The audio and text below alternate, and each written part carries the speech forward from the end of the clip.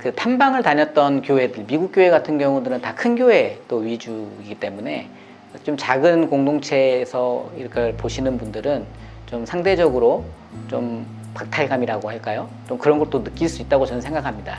저도 아버지께서 목사님이시고 농촌교회에서 이제 평생 헌신하시다가 은퇴하셨는데, 그러나 이제 우리는 이제 이런 다양한 사례들 속에서 그러면 작은 교회들은 여기서 어떤 것들을 우리가 좀 활용할 수 있을까를 분명히 고민을 해야 되거든요.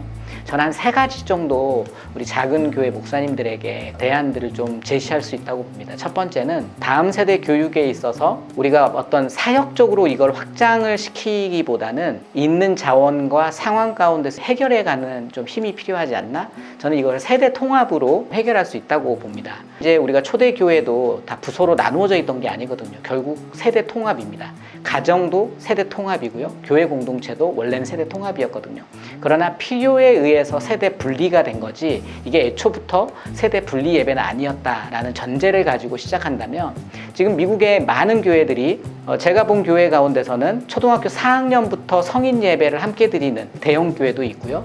거의 대다수 청소년부는 예배를 부모님과 함께 드립니다. 청소년부 예배 자체가 없는 거예요. 대신 이제 주일날 예배를 드리지 않고 토요일이나 수요일, 목요일 저녁 시간에 부서 모임을 따로 갖는 걸 통해서 부서 분리 시스템이 가진 장점을 또 취하기도 하는 거죠. 그러나 이제 이런 것들을 봤을 때 분명히 세대 통합을 통해서 교회 공동체를 이끌어가는 게 불가능하지 않다, 이걸 말씀드리고 싶고, 제가 한국에서도 다음 세대에 집중하는 교회일수록 세대 통합 예배에 좀 치중하는 것들을 볼 수 있거든요. 그래서 그런 것들을 좀 도입해 보면 어떨까. 근데 여기서 한 가지 좀 주의해야 되는 부분도 분명히 있습니다. 왜냐하면 그냥 세대 통합 예배를 드린다고 해서 그 아이들이 그 예배의 분위기에 쉽게 빠져들 수는 없을 거거든요. 그러면 이제 세대 통합 예배에 대해서 좀 고민을 하셔야 되겠죠. 저는 이제 책에서 다양한 세대 통합 예배의 모델들의 사례를 소개를 했습니다. 이것보다 더 많을 겁니다. 그러나 충분히 아이들이 예배자로 참여할 수 있고, 관람자가 아니라 참여자가 되고, 또 온 세대가 함께 서로를 리스펙하고 또 가족 공동체를 이루어 나갈 수 있는 분위기와 환경을 만들어 간다면 충분히 작은 교회에서도 다음 세대를 일으킬 수 있다, 이렇게 생각하고요. 두 번째는 평신도 사역자를 좀 활용할 필요가 있겠다. 우리 한국 교회가 지금 전문 사역자에게 좀 의존하는 게 좀 크다고 저는 좀 생각이 들거든요. 지금 이 시대 자체가 전문인 시대입니다. 평신도 전문 자원들을 활용했을 때 굉장히 큰 시너지를 얻을 수 있습니다. 실제로 제가 미국 교회에 갔을 때, 미국의 큰 교회입니다. 그런데 교회학교 부서 설교를 평신도가 합니다. 왜 그러냐고 물어봤더니 스토리텔러는 평신도가 훨씬 더 잘하는 사람이 많다, 이렇게 이야기하더라고요. 설교문 작성과 설교문을 수정하고 보완하는 거는 목회자의 몫이지만 그걸 전달하는 거는 평신도가 할 수 있다는 걸 의미하는 거거든요. 그래서 이걸 무조건 부교역자가 없으니까 안 된다라고 생각하기 이전에 평신도 자원 가운데 그들의 재능과 은사들을 발견해서 세워간다면 조금 더 역동적인 공동체로 나아갈 수 있지 않을까라는 생각이 들고요. 마지막으로 데이터 시대이기 때문에 데이터를 잘 활용하시라, 저는 말씀드리고 싶습니다. 제가 라이프 처치 편에서 이 부분을 자세하게 다루었는데요.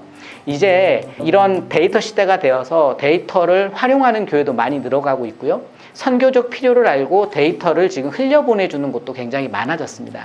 그래서 우리가 이런 것들을 잘 알고 찾아간다고 한다면 지금 개척되는 교회들, 우리 목사님들이 슈퍼맨이 아니거든요. 혼자서 다 할 수 있는 게 아닌데 우리는 그걸 다 하려고 하잖아요. 그 짐을 데이터를 통해서 해소할 수 있지 않나. 그러니까 성경 공부도 예를 들면 우리 목사님이 가장 잘하는 거는 목사님이 진행하셔도 되지만, 또 되게 유명하신 목사님들이 성경 공부한 것 강의 컨텐츠로 나오는 데가 있거든요. 예를 들어서 퐁당, 라인나우 미디어, 이런 곳은 지금 그런 서비스를 하고 있습니다. 그러면 그런 것들을 여러분들이 활용해가지고 제자훈련을 할 수 있다라는 거죠. 우리가 성도를 빼앗길 것 같다, 내가 하지 않으면 좀 관리가 안 될 것 같다라고 생각하실 수 있지만, 미국에 있는 큰 교회나 한국에 있는 큰 교회들은 이미 또 교회끼리 교류 내지는 연합, 이런 네트워크를 통해서 지금 여러 가지 사역들을 이루어가고 있다는 걸 좀 기억했으면 좋겠습니다. 지금 하나님께서 일을 하고 계신다라고 저는 생각이 들거든요. 제가 얼마 전에 캐나다에 갔는데 캐나다에 갔을 때 많은 교회가 문을 닫고 있고 소멸되고 있고 목회자를 구하지 못해서 평신도끼리만 예배드리는 그런 많은 교회들을 보고 왔습니다. 근데 그런 어떤 쇠퇴하는 흐름만 있는 게 아니라 제가 미국에 갔을 때는 30년도 안 된 라이프 처치가 미국에서 가장 큰 교회로 성장해서 지금 수많은 지역 교회를 살리기 위해 그 역할을 감당해내고 있는 모습도 봤고요. 피닉스라고 하는 도시에 크라이스트 처치 오브 더 밸리, CCV라고 불리는 교회 같은 경우는 굉장히 전도에 열심을 내는데 그 교회가 50년 이상 된 교회입니다. 그런데 한 20여 년은 지역교회로 존재하다가 그 다음부터 폭발적인 성장을 하기 시작하는데 작년에 한 해에 세례를 준 사람이 6천 명이 넘습니다. 지금 전도가 안 된다라고 하지만 미국 땅도 마찬가지거든요. 그런데 전도가 일어나고 있는 거죠. 한국도 마찬가지입니다. 개척이 어렵다 하는데 개척자들이 계속 나오고 개척을 해서 정말 거기에 많은 사람들이 모이는 일들이 일어나고 있습니다. 그거는 분명히 하나님께서 지금도 일하고 있다는 증거이고 지금도 하나님께서 교회를 통해 하고 싶은 일이 있다는 걸 보여준다고 생각하거든요. 그래서 이 책을 읽는 분들이 어려운 시대에 좌절하지 마시고 보다 더 희망을 가지시고 또 혼자서 아리하시기보다는 저는 함께 공동체가 책을 읽으면서 질문해 보시기를 권면드립니다. 질문을 하다 보면은 집단지성이라고 하지 않습니까? 데이터가 분명히 쌓일 거예요. 우리 교회에 맞는 지혜들을 얻으실 수 있을 겁니다. 그러면 담임 목사님 목회 방향에 맞게 여러분들이 그대로 한마음이 돼서 밀고 나간다면 정말 멋진 교회 학교를 리셋해 가실 수 있을 거라고 생각합니다. 제가 유목민 이야기라고 이름을 지은 이유는요, 제 여행 이야기를 그냥 남기려고 시작한 겁니다.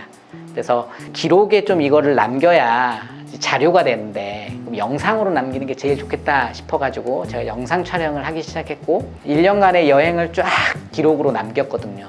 그래서 그거를 계속 업로드 하다 보니까 이제 미국 교회를 제가 올리기 시작한 거고 미국 교회를 올리다 보니까 많은 사람들께서 그걸 필요에 대해서 반응을 해주셨어요.